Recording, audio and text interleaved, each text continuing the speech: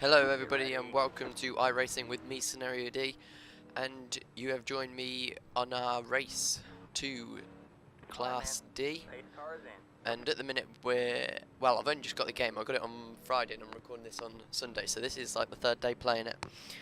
And as you know, you start off on like 2.5, I think it is, with your rating, like your rookie rating, and I got it up after about 2 races to about just over 2.6, I think it was.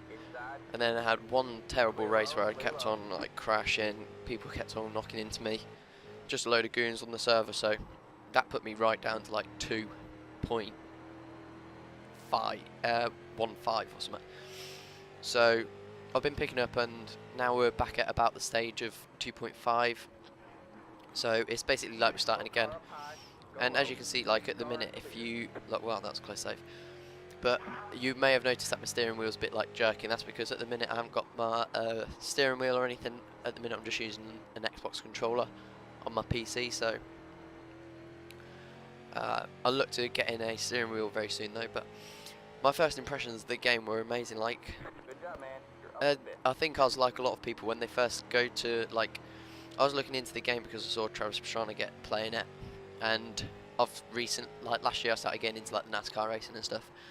Because I'm from England, like you don't get it over here, but I looked into it then and I was on about getting it, and then it was like, oh yeah, sign up, and then when it said like you had to pay X amount per month, I was like, do I really want to do that? Like, I don't know, like I can go down to game and get a game for like 40 quid and then that's it, never have to pay a thing. But then once you have to pay like your monthly fee, then you have to buy the tracks and the cars when you're like getting better and stuff and you're doing the series. So they've got you in, they know how to make money out of you, iRacing.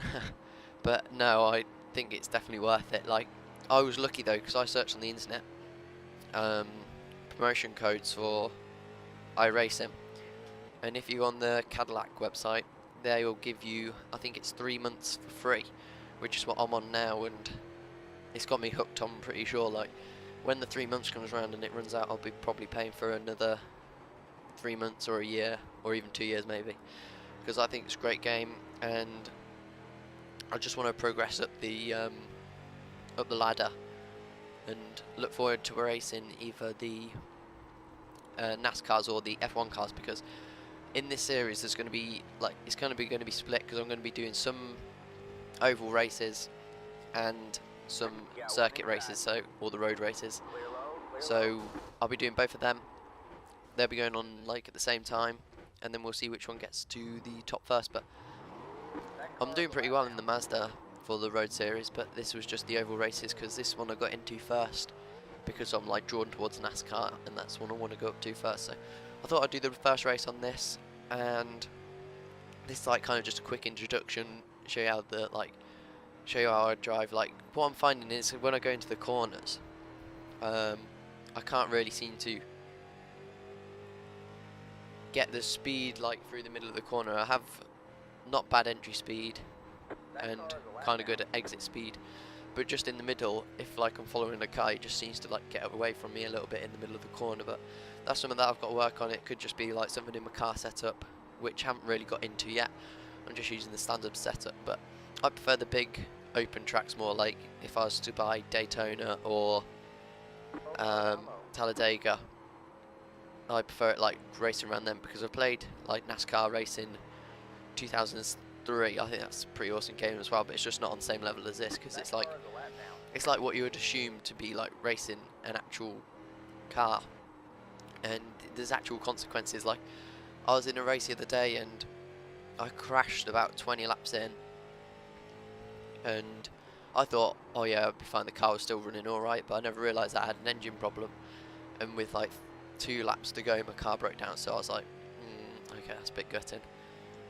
So I came back last that race, but as you can see, I think I started 7th or something this race, but the other day I started about 13th and worked my way up to about 4th, so I was happy with that. But the thing I'm kind of got to stop is I think I'm a bit eager coming into the first turn, because I'll come off the start, and then as you can see in this race, I was like trying to go around the outside of them, whereas I think I just need to be a bit more patient and wait for everyone to crash out, because in this race everyone was going crazy. There's people crashing everywhere, and with about 10 or 15 laps to go in this race, I made the pass for 4th, but there was a blue car on the bottom just cruising round, and as soon as I was coming up he just cut straight to the top and went straight into the wall, and I just clipped him slightly and my wheels were like bent, so I had to race the last 10 laps with the wheels like pointing up towards the wall, but luckily I held on to 4th.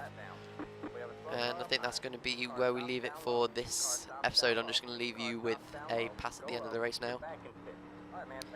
And yeah, thanks for watching, and I hope you follow me along with this race to Class D. So once we've got to Class D, then obviously we'll go on to Class C, B, and then so on.